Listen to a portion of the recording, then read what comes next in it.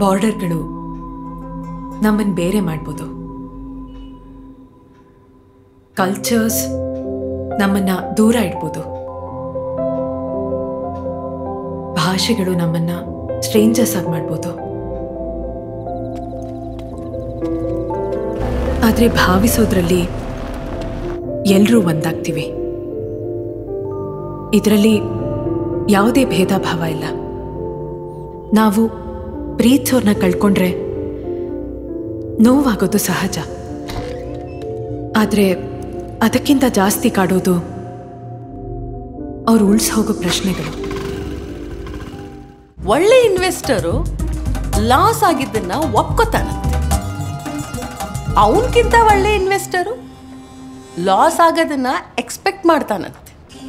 ಇವರಿಬ್ಬರಿಗಿಂತ ಒಳ್ಳೆ investor loss ಆಗೋದನ್ನೇ avoid ಮಾಡ್ತಾನಂತೆ. ನೀನು ಯಾವಾಗಲೂ ಎಲ್ಲರ ಕೈಯಲ್ಲೂ ಸಹಾಯ ತಗೊಂಡು ಋಣದಲ್ಲೇ ಬಾಳ್ತಾ ಇದ್ರೆ ಒಂದಿನ ದೇವ್ರು ಕೇಳ್ತಾನೆ, ನೀನು ಯಾರಿಗೇನು ಮಾಡಿದ್ಯಾ ಅಂತ. ಅವಾಗ ಏನು ಹೇಳ್ತೀಯ ಆದರ್ಶ್? ಸ್ವಲ್ಪ ಯೋಚನೆ ಮಾಡು.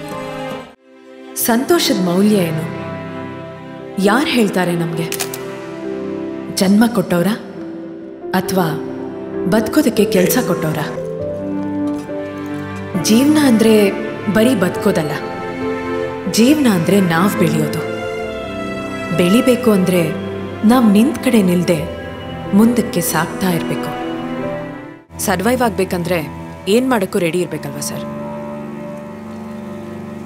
ನಿಮಗೂ ಇದ್ರ ಬಗ್ಗೆ ತುಂಬ ಚೆನ್ನಾಗಿ ಗೊತ್ತಿದೆ. ನೀವು ಆ ಟೈಮ್ಗೆ ಏನು ಮಾಡಬೇಕಿತ್ತು ಮಾಡಿದ್ದೀರಾ. ಆದರೆ ನೀವು ಮಾಡಿದ್ದೇ ಸರಿ ಅನ್ನೋ ಭ್ರಮೇಲಿ ಬದುಕಬೇಡಿ.